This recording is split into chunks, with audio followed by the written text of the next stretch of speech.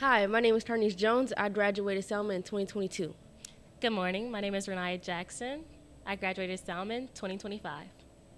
As of right now, I'm getting ready for my graduation. I graduate with my bachelor's from Southern University at New Orleans. I'm also a youth development professional, and I work as a St. Tammany substitute teacher. Currently, I'm attending Dillard University in New Orleans studying nursing to get my nursing degree. Life since I left Selman has been amazing. I've been on Dean's and Honor Rolls list since I graduated Selman. I've also been working at the same job for 6 years, and I got the opportunity to become test in my field, which is education. So are you planning on becoming a teacher? Yes, ma'am. I graduated in educational studies. Right now, I'm just taking my prerequisites like anatomy and physiology, chemistry, and English. I feel back in high school, my first 2 years, I didn't take as serious as I should have. I didn't buckle down on my grades until maybe junior year, and I figured that put my GPA a little lower than what it should have been, which for my sake, it didn't give me as many opportunities, scholarships as I could have. For me, I wouldn't change anything. Straight out of middle school, I came to freshman year with a goal, which I ended up getting top 10 graduating with a 4.6 GPA. So I felt like I prepared myself in middle school to get to where I was at in high school. I would say it's always good to step out and see what the real world can offer, like maybe intern at a hospital or follow a doctor or nurse to get an insight of what the job is going to be like. I said it's possible, but it just depends on how focused do you want to be in your studies. Do you want to just study, study, study, or do you want to study some, work on the side? It just depends. So if you have the opportunity to either work or not, would you say don't work if you can afford it? If you if you financially can work, I say work because it's always good to have a little extra money on the side to do whatever you want to do on the weekends.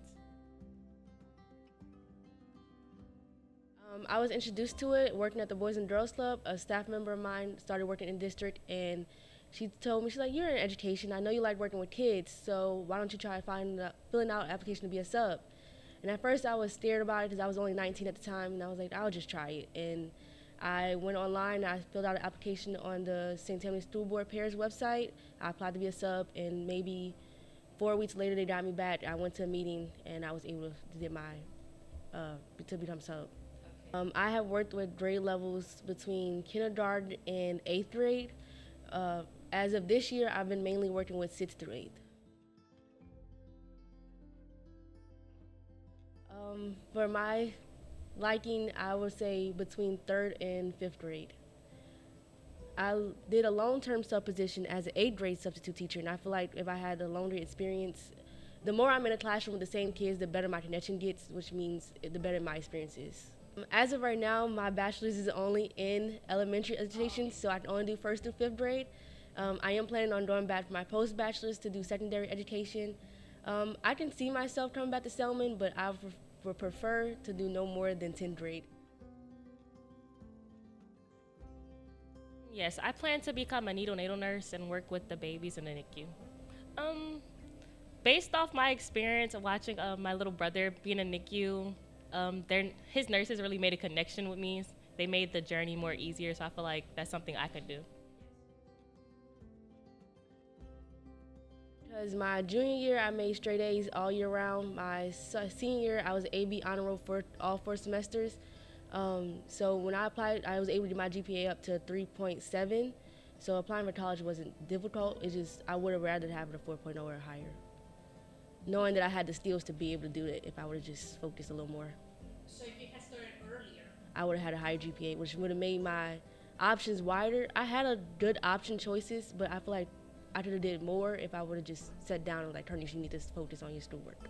I feel like now that I'm in high school, not high school, college, my first year there is really going to matter, like my grades and my GPA. So not really about my grades and GPA in high school, more about my grades and GPA my first year in college.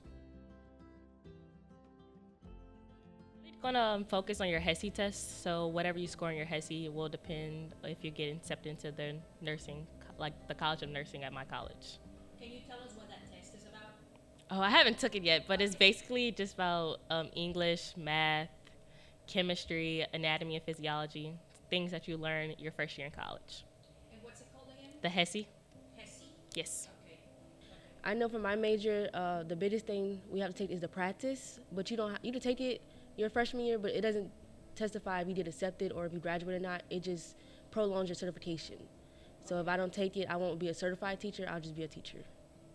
Oh, okay. Yeah. Okay. So as a certified teacher, you get more opportunities, right? You get more opportunity and you also get paid more. Yeah. Yeah. Are you planning on getting you said you're going to get a master's? Yes, I want to go back and get my master's in mathematics, and then I want to go back and get my doctorals in special education.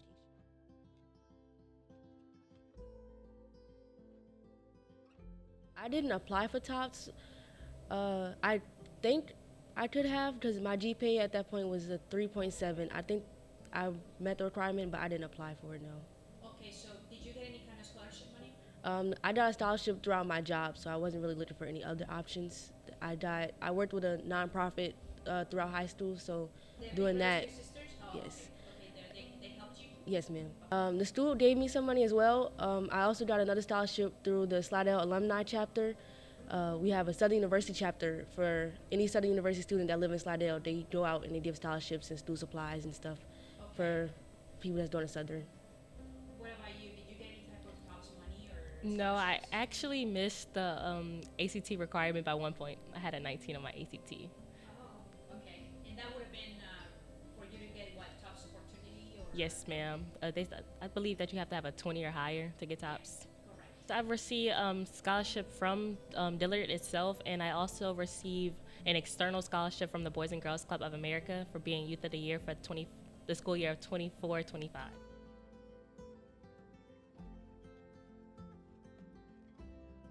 I live with my family. I live on campus. And has that been like, is it expensive to live on campus? It is, at my school, depending on where you're at. If you have a single, it's more expensive than a double, which means you have a roommate, or if you live on campus, living off campus is more expensive.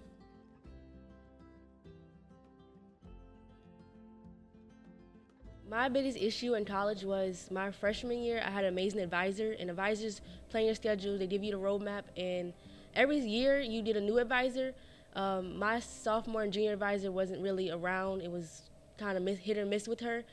So I started self-advising myself, and that was the biggest mistake I could make. It made my senior semester very hard. Instead of taking 5 classes, I took 7. So my biggest advice is if you can't get in touch with your advisor, there's always other advisors that will help you on campus. So get in touch with somebody rather than just do it yourself. Because things change on a roadmap. A roadmap is reinvented every year, at least in my major it is. So just having one roadmap from last year doesn't mean you're going to have the same exact classes for graduation requirements. Like I said, I started off doing what I needed to pass, but I wasn't doing my very best. So I just figured doing your best in the beginning all the way through would qualify and benefit more than just waiting your last 2-3 years to buckle down. Yeah. I would say learn study habits, learn time management, because when you get to college, it's all on you. You have to learn how to study yourself. You need to learn how to manage your time. If you have a test on a Tuesday, but you want to go out on Monday, make sure you better plan. Because I can say in high school, I really didn't study. I feel like, I can just walk in and pass. In college, you need to study. You need to take the time out to designate a certain amount of time to study. Because in college, most of the time, your teacher or your professor is only going to cover a certain material in class, and it's up to you to go home and learn the rest of the material. Right.